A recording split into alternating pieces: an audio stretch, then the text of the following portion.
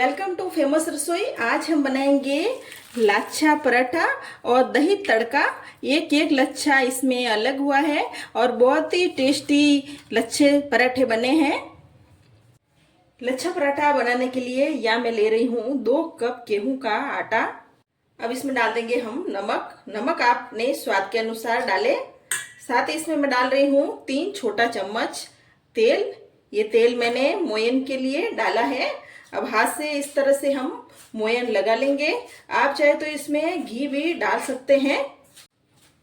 मोयन लगाने के बाद हम थोड़ा थोड़ा पानी डालकर आटा गूंथ लेंगे। एकदम से ज्यादा पानी नहीं डालेंगे, नहीं तो आटा गीला हो जाएगा। थोड़ा पानी और डाल लेंगे। यह हमने आटा गूंथ लिया है। आटा हमने सॉफ्ट गूंथा है, रोटी के आटे जैसा। अब ढक्कन लगाकर 10 मिनट के लिए इस आटे को हम रख देते हैं। आटा सेट हो रहा है, तब तक हम दूसरी तैयारी करेंगे। लच्छा पराठे के साथ हम एक दही तड़के की सब्जी बनाएंगे। उसके लिए यहाँ मैंने आधा चम्मच नमक ले लिया है और आधा चम्मच ही मैंने लाल मिर्ची पाउडर ले लिया है और 1 चम्मच मैंने धनिया पाउडर ले लिया है और 2/4 छोटा चम्मच मैंने हल्दी पाउडर ले लिया है। अब इस मसाले में हम पानी डालेंगे। पानी डालकर इस मसाले को मिक्स कर लिया है। अब दही तड़का लगा लेते हैं। हमने यहाँ पे ये पैन ले लिया है। पैन में हम डालेंगे 1 टेबल स्पून तेल। इस तड़के में ज़्यादा तेल डालने की जरूरत नहीं है। तेल गर्म हो गया है, इसमें डालेंगे हम जीरा। साथ ही हम डाल देंगे सरसों। सरसों और जीरा अच्छे से चटक गए हैं।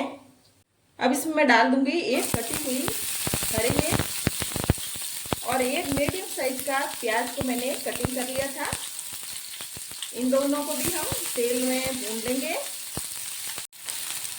बहुत ज़्यादा इनको भूनने की जरूरत नहीं है, बस ये सॉफ्ट हो जाने चाहिए। और प्याज और हरी मिर्च सॉफ्ट हो गए हैं। इसमें हम डाल देंगे कड़ी पत्ता। साथ ही हम डालेंगे इसमें हमने जो मसाला बनाया था वो।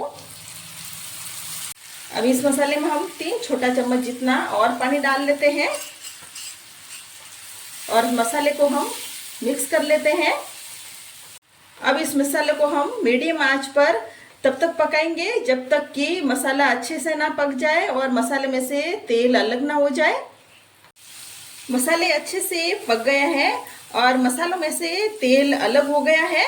इस तरह से हमें मसाला पकाना है। अब हम गैस को बंद कर देंगे। अब इस मसाले में हम डालेंगे 1 कटोरी दही। या मैंने फ्रेश दही लिया है। दही को हम मसालों में मिक्स कर लेंगे। दही को हमें गैस बंद करने के बाद ही डालना है। दही डालने के बाद दही को हमें पकाने की जरूरत नहीं है। ये दही का रायता बनकर तैयार है। अब इसमें हम डाल देंगे धनिया पत्ती।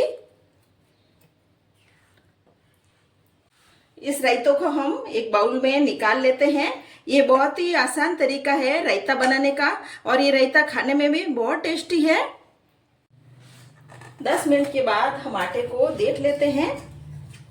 आटे को हम एक बार इस वापस से गूंथ लेते हैं। आटा पड़ा पड़ा सॉफ्ट हो गया है।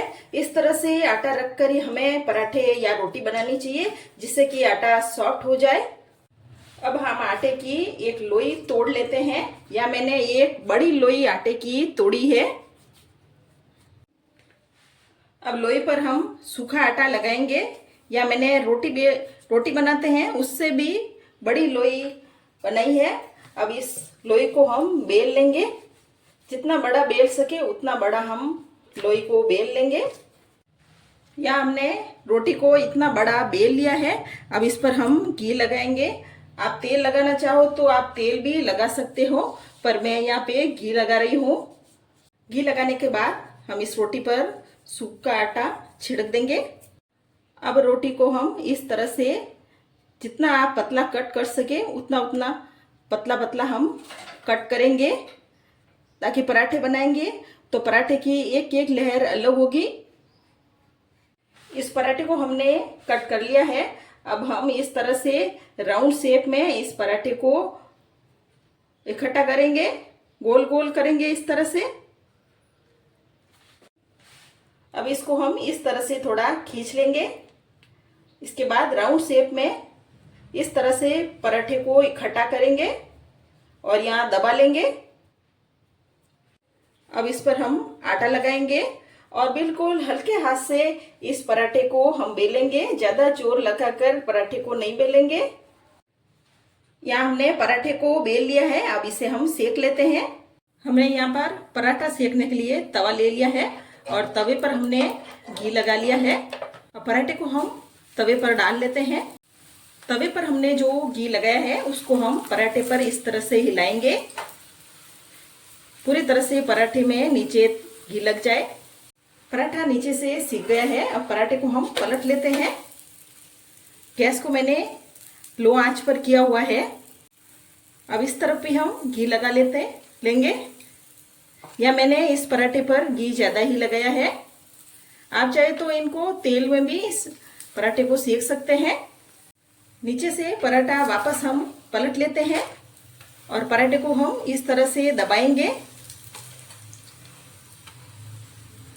और दूसरी तरफ से हम वापस पराठे पर घी लगाएंगे। दोनों तरफ से पराठा अच्छे से सिक गया है। अब पराठे को हम निकाल लेते हैं। अब इसी तरह से हम दूसरा पराठा भी सेक लेंगे। यहाँ हमने अलट पलट करके ये सारे पराठे इस तरह से सेक लिए हैं। पराठे का एक एक लच्छा इस तरह से अलग अलग हुआ है और बहुत ही टेस्टी पराठे बने हैं। रेसिपी पसंद आए तो मेरे चैनल को सब्सक्राइब करें, कमेंट करें और शेयर करें।